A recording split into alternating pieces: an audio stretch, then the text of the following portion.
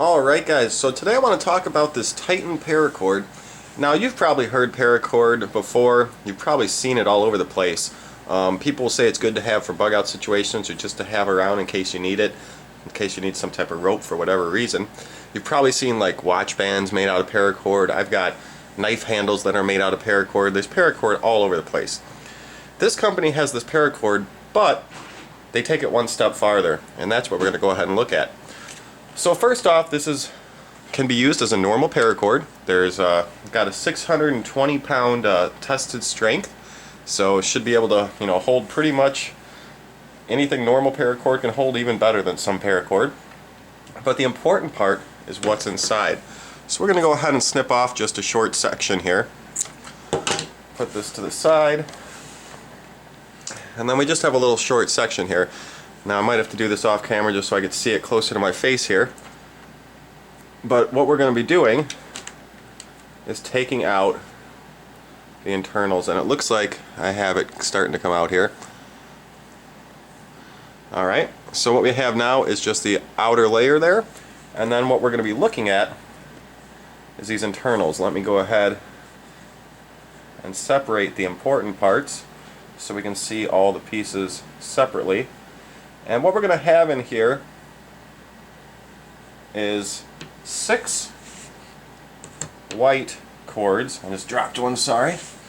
Picking them all up and getting them over here. We're going to have 6 of these white cords, which those aren't anything necessarily special. They're just internals, help with the strength, and they're just internal white cords. And now for some reason they also include a red and white cord. I'm not 100% sure why they include this or what it's for. I've looked through and I can't really see why, but I'll show you guys a little picture in a second of what's inside as well, even though we're looking at it here.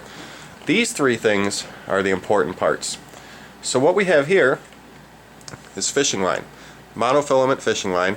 Now I couldn't find again what the break strength of the fishing line is, but from having fishing line and fishing a lot myself, it looks like it's probably an 8 or 10 pound line, which is pretty common. So you can use that for fishing. Of course, this is a short piece, you'd have to cut off a little more, but there's 100 feet in this cord. So I mean, you could fish for bluegill and stuff right offshore with 7 feet, maybe even less. So you got some fishing line in there. No hook, you're gonna have to provide your own hook, but you can also use fishing line for other things as well, other than fishing even. You also have copper wire. Now this can be used to make snares, and of course there's probably many other uses that other people can think of as well, but the use that I could think of would be setting up a snare, catching little animals for food. So you got a copper wire in there, and then we have this, which they call waxed jute, and basically it's a fire starter. So I'll show you real quick. I'm not going to burn a lot in here, but we'll just touch that flame to it, and right away, fire. You're supposed to be able to start these with the striker type things and stuff. So it's just a little fire starter, and I've burned it before as well. It burns slightly fast, but it should be plenty. It's not super fast. It should be plenty to get a little fire going. So having some fire starter with you, in your paracord is kind of nice as well. I'll show you the picture here just so you can see again how they kind of display it.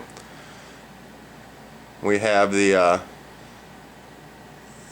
strands. It's a 7 individual 3-strand nylon braids, and like I said, for some reason that one has red in it. Then we have the fishing line, wax jute, and the copper wire.